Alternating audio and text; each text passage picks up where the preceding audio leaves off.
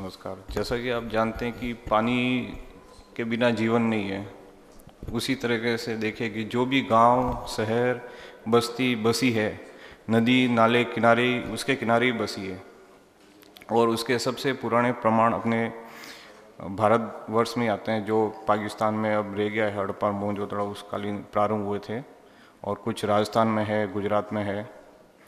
और आप ये देख रहे हैं नदी घाटी जो सबसे पुरानी आती है, और स्पेशली मैं राजस्थान की बात करूंगा कि ये है अरावली पहाड़ी, जो दुनिया की सबसे पुरानी पहाड़ी श्रृंखलाओं में से है।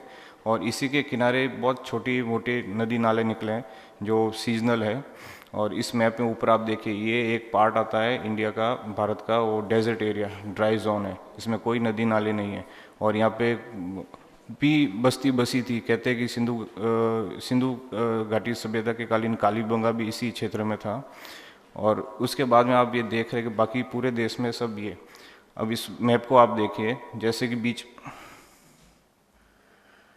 नदी नाले एकदम छोटे छोटे बहुत है, और इन्हीं किनारे भारत में, और बल्कि राजस्थान में या पश्चिम भारत में जल प्रबंधन की तकनीकी है, जो शताब्दी बाई शताब्दी बदलती रही है। और स्पेशली इसी क्षेत्र के अंदर मेवाड़ और मारवाड़ में एक डिफरेंस है कि रॉक्स पत्थर है, जो कल किसी ने बताया था कि उसके बेस पे पानी सोखता है और ऑब्जर्वेशन वो करता है। और ये आप देखेंगे तो ये सिंधु घाटी सभ्यता के समकालीन कुछ नगर बसे हुए थे नदी घाटी में, जो अभी फिलहाल में इधर है। और जो अपने भारत के राजस्थान के पश्चिमी भारत के लोग थे, जो राजस्थान गुजरात के क्षेत्र में, उन्होंने सबसे पहले कोई भी जगह में उन्होंने बसाना चालू करा रहे हैं तो नदी घाटी के रहे हैं। वो सिर्फ सीजनल नदी के अलावा वो वाटर को सेव भी रखना चाहते थे, तो उसके लिए उन्होंने बांध बनाए, कुएं बनाए पीने के लिए, पानी सिंचाई के लिए। तो पुराने प्रमाण तो धोलावीरा और मिलते हैं कालीबंगा से, लोथल से। और फिर ऐतिहासिक युग आता है जो आज से लगभग 2000 साल पहले, तो उस समय भी ये जूनागढ़ में है सुदर्शन झील, इसके भी प्रमाण मिले हैं, इसके वापस टूट गई थी, बांधा था ये। फिर अब मैं राजस्थान की बात पे करता हूँ। ये बांध जो देख रहे हैं 13वीं 14वीं 15वीं 16वीं 17वीं 18वीं शताब्दी के ये सारे बांध हैं, जिसमें से सबसे ऊपर आप देख रहे हैं जयसमंद है। इस बांध को में 9 नदियाँ और 99 नाले का पानी आता है। अगर ये बांध की पाल टूट जाए तो पूरा अहमदाबाद डूब जाए। और उसके बाद में जैसे उसके बाद में ये कोई भी महाराणा होते थे, वहाँ के राजा होते थे, वो अपने इंजीनियर होते थे, उनसे कंसल्टेट करके बांध को बनाते थे। और रॉ मटेरियल जो पास में अवेलेबल होता था, जो पहाड़ियों में से, अरावली की पहाड़ियों में से, उससे बनाते थे। और जो तोरण होते हैं, तो वो मार्बल बहुत फेमस है उस मेवाड़ का, तो वो तोरण और गेट बनाने के वहाँ से लेते थे। और पानी का आप देख रहे हैं तीनों में स्टेप वाइज स्टेप है। अगर पाल की सीधो एकदम 90 डिग्री में बनाएंगे तो पाल रह नहीं सकती, ज़्यादा पानी को वजन उसका प्रेशर सहन नहीं कर सकती, इसलिए स्लांटिंग या वी जैसे बनाते, ए जैसे। तो इस तरीके से आगे की दीवार और बाहर की दीवार, और इसमें आप देखिए स्टेप, या तो फिर उसको स्टेप के डिवाइड में उसमें कर लेते हैं जो सीढ़ी नुमा हो जाते हैं, और सब पालों में ये। फिर बाद में आती है उदयपुर शहर है। एक तरफ तो आप देखिए ये पिछोला से झील है, उदयपुर की बहुत फेमस है। एक तरफ तो इसमें अकाल पड़ गया था, सूख गई थी, और इस तरफ राइट साइड में आप देखेंगे पूरा फ्लड है। तो दोनों सिचुएशन में वाटर मैनेजमेंट बड़ा इंपॉर्टेंट रोल होता है। उसके बाद में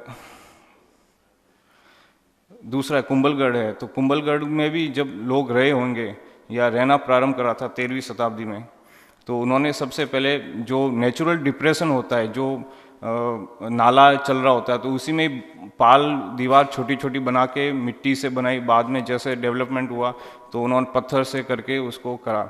उसके बाद में, और वो तो सिर्फ इरिगेशन पर्पज से होता था, और कुकिंग के लिए या ऐसा वाटर ड्रिंकिंग के लिए होता था, तो उसमें कुएं बावड़ियाँ वो बनाते थे।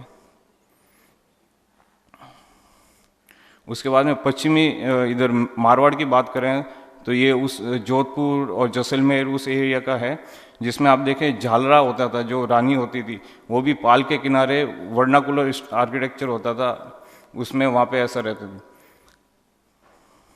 ये राजस्थान के दूसरे पार्ट्स में है। अब बांध कब कैसे बनाते थे, एक ड्राई हो जाता था और वो जो भी अपने इंजीनियर होते थे या लोकल जो तांत्रिक या वो जो उनसे कंसल्ट होता बात करते थे, महाराणा और उनके सेनापति जैसे, तो फेमिन अकाल जो भी बांध को जितना भी डैम में गहराई में लिया है अकाल के टाइम में लिया गया है। उसके बाद अब मैं कुएं बावड़ियों पे बात, इसका भी इतिहास अपने भारत से ही स्टार्ट होता है, दुनिया में सबसे पुराने।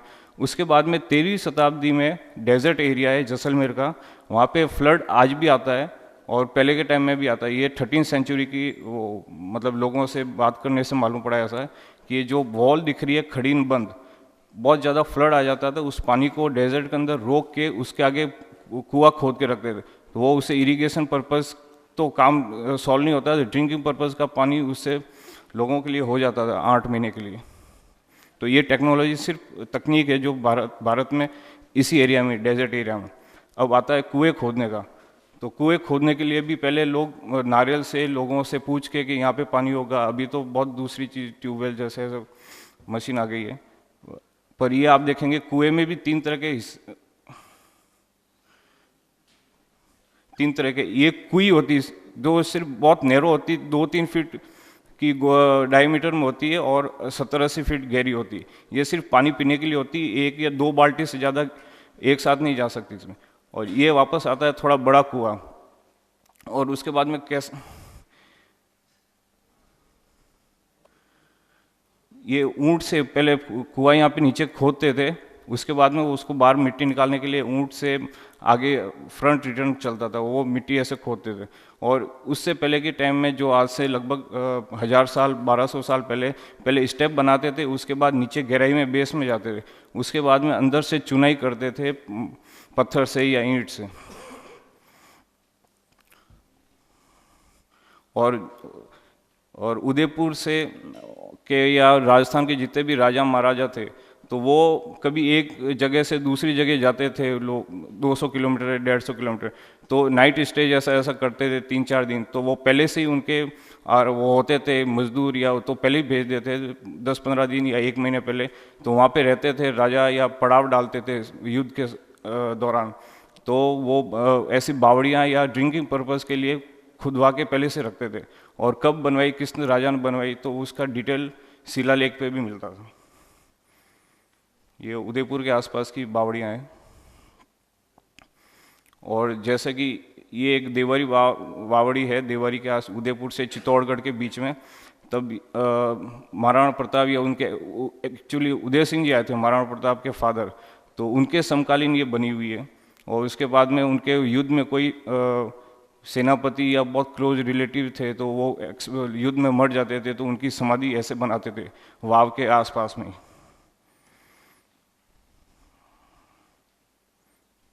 और ये अबानेरी वाव है जो बड़ी फेमस है। तो ये 13वीं शताब्दी की है, जैसा कि आपके रानी की वाव है गुजरात में, और एक रानी जी की वावड़ी है बूंदी में राजस्थान में। तो दोनों का लगभग आर्किटेक्चर ऐसा है कि हिंदुइज्म दिखता है उसमें, मुस्लिम का आपको देखेंगे तो ये, हाँ ये वाली दिखेगी, तो उसमें एक गेट है, ये ऊपर सेंटर वाली है, इसमें ये हिंदुइज्म जैसा नहीं है। फिर ये पूरा टोटल ये है जो मुस्लिम रूलर्स उधर फतेहपुर सीकरी में बनवा रखी थी। अब ये क्षेत्र देख रहे तो स्टेप वेल्स या वेल्स है, जितने भी भारत के अंदर सबसे ज़्यादा मैप में आप देख सकते हैं राजस्थान या गुजरात क्षेत्र में ही है। फिर अब घाट की बात करें, घाट नदी के ही किनारे होता था या फिर बहुत बड़ा तालाब होता, मतलब तालाब की साइज से भी ज़्यादा बड़ा तालाब होता था, नॉर्मली जो तालाब होते हैं उसके किनारे घाट होते हैं बेसिकली। और उसमें से एक जैसलमेर में भी गढ़ीसर लेक है, वो कहने में तो लेक है पर तालाब इतना बड़ा है कि वो नदी जैसा ऐसा बड़ा पानी का दिखता है। उसमें भी एंट्रेंस गेट होता है, और उसके अभी फ़िलहाल में तो सब लोग नहाते हैं, ये कपड़े धोते हैं, पर ये घाट का भी पानी वो उसको डैम को या आसपास के क्षेत्र में वाटर लेवल हाई करने के भी काम आता था। और उस बड़ा क्षेत्र होता है उसको कहते हैं आगोर। आगोर मीन्स कैचमेंट एरिया होता है। ये दूसरे घाट और है राजस्थान में। फिर अब टैंक्स कुंड्स की बात आए तो ये भी, इसका भी इतिहास प्रारंभ अपने धोलावीरा या राजस्थान या गुजरात से ही प्रारंभ होता है, और बहुत फेमस है ये मोढेरा सन टेम्पल जो आप कल जा रहे हैं। और उसके बाद में ये वापस से आप देखेंगे कुंड के किनारे ये 1373 में जाट राजा थे राजस्थान के, उन्होंने बनवाया था अपनी रानी के लिए। ये कुंड ही है, पर इसको पैलेस के रूप में दे दिया था बाद में, उनके ग्रैंडसन थे। और ये वापस कुंड है जो इसकी ड्राइंग भी आप देख सकते हैं। ये दूसरे और कुंड है जो चित्तौड़गढ़ के अंदर है, रानी पद्मिनी का कुंड है।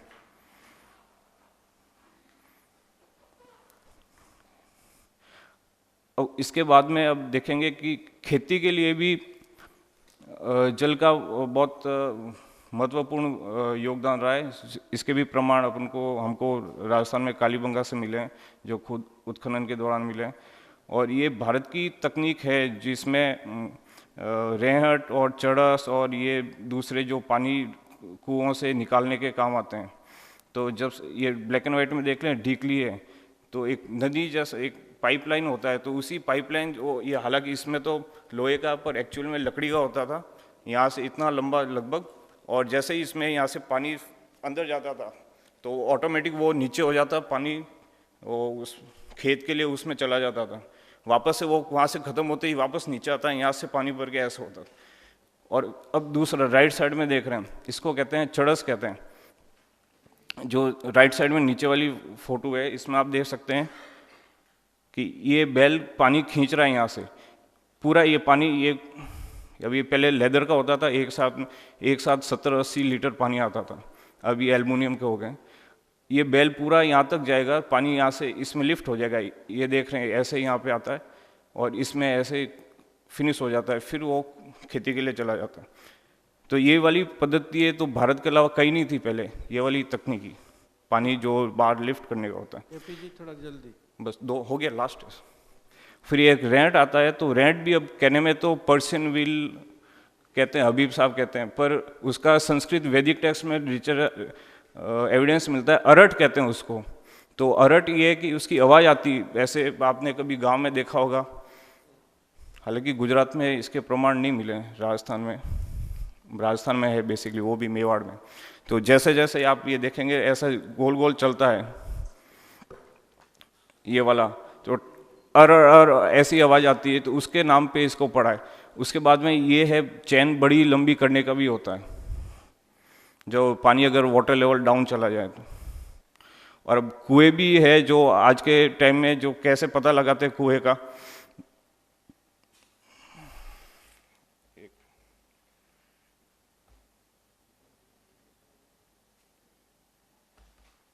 वीडियो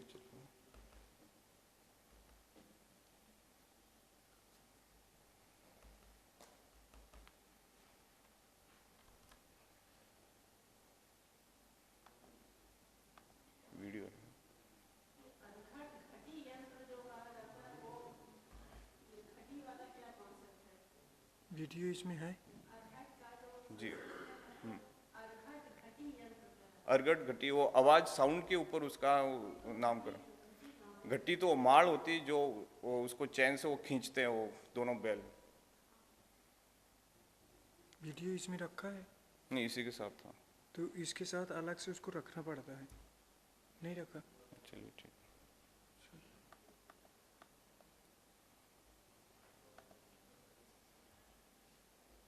सो बड़ा कर दीजिए।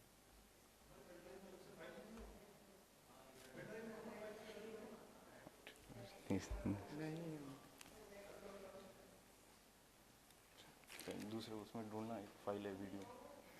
अब देखेंगे कि खेती में आज के टाइम में यूरिया, डीएपी और बहुत सारे जहर मिलाते हैं, अपन सब खाते हैं। पर ये आप देखेंगे कि जो देसी खाद के अलावा और भी कुछ डालते हैं, जैसे अरंडी का मतलब कास्टर सीड होते हैं, उसको वेस्ट मटेरियल होता है, उसको उसमें एज ए मैन्योर यूज़ करते हैं। उसके बाद में लोगों को पता है कि इसके नीचे उदई होगी, टर्माइट होगी, तो ज़मीन सही नहीं है इसमें। पर टर्माइट का ये है कि जहाँ पे टर्माइट होते हैं, थुम्बी कहते हैं या उदई कहते हैं, तो वो उसके नीचे पानी का बहुत ज़्यादा लेवल हाई रहता है। और ये देख रहे हैं कि आज की तारीख में खेतों की वो वैल्यू कम हो रही है या फिर खेत लुप्त हो रहे हैं।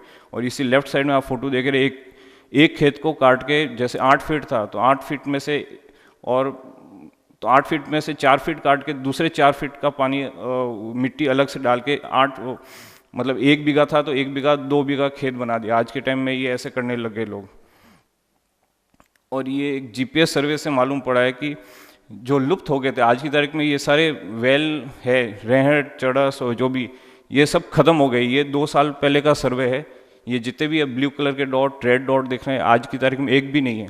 सब लोगों ने या तो बंद कर दिए हैं या हाईवेज आ गए, तो ये एक तरह से लुप्त हो गए। और इसी के बेस पे खेती होती थी।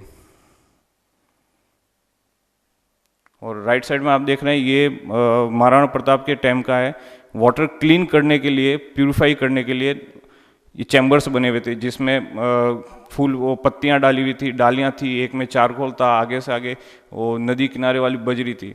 तो मिनरल वाटर जैसा नदी का पानी बेकार सा, जो सीजनल वाटर में बच जाता है पानी, उसी को क्लीन करके मिनरल वाटर बनाने का ये प्रोसेस था।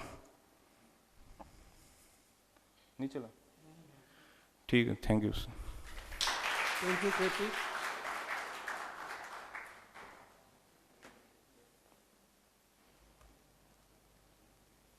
ये वीडियो चल नहीं रहा है, पर इस वीडियो में ऐसा बताया गया कि ऐसे एक ये जो एक ब्राह्मण है पालीवाल जी करके, हमारे मित्र जीवन सर ने बताया हमको, तो इनका ये वीडियो चल नहीं रहा है। तो इसमें ये नारियल पानी, जैसा कि यहाँ पे पानी है, हमको उनको भी पता नहीं है, वो नारियल लेके और कुछ मंत्र बोलते हैं, तो जैसे एरिया में जाएगा तो नारियल ऐसे खड़ा हो जाता है। इसी तरीके से बहुत सारी, और ये मतलब कोई साइंटिफिक नहीं है, कोई वैज्ञानिक नहीं कर सकता। और वो जिसको मंत्र आता है, पर मंत्र भी उनसे सीख लिया, लिख के याद कर लेंगे तो अपन से भी नहीं होगा। और इसी तरीके से 5-6 और होती है। आंकड़ा होता है, वो आंकड़ा को क्या कहते हैं, समझ गए होंगे। तो आंकड़े बोल, तो आंकड़े का भी वो एक डाली ऐसे तोड़ के चलेंगे, वहाँ पे पानी हो गया तो ऑटोमेटिक ऊपर आता है वो आंकड़े का। और गीली नीम की लकड़ी होती है पतली वाली, वहाँ पे पानी है तो यहाँ पे तो सीधी रहेगी, जैसे ही वहाँ पानी आएगा नीचे डाउन जाएगी। KP ji, your time is over. Thank you.